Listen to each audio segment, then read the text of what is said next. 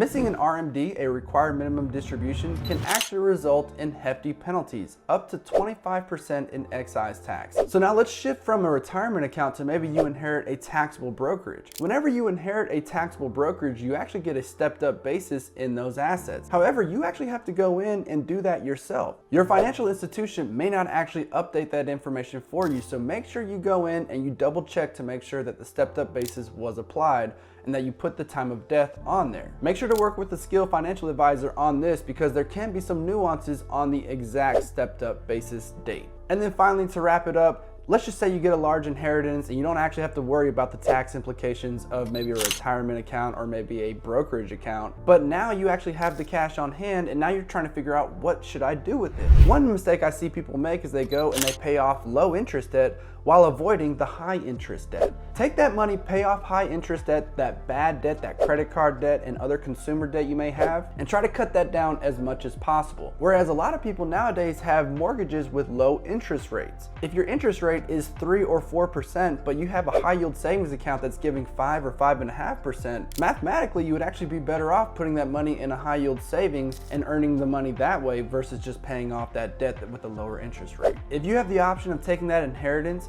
and paying off low interest mortgage debt versus putting that money into a high yield savings account, which may pay 1, 2, or even 3% higher than what your interest rate is on your mortgage, it may actually be a better move to go ahead and park that money in the high yield savings versus paying off that low interest debt. Again, every situation is different and really all depends, and I highly recommend you work with a skilled estate attorney if something like this is going to be happening to you.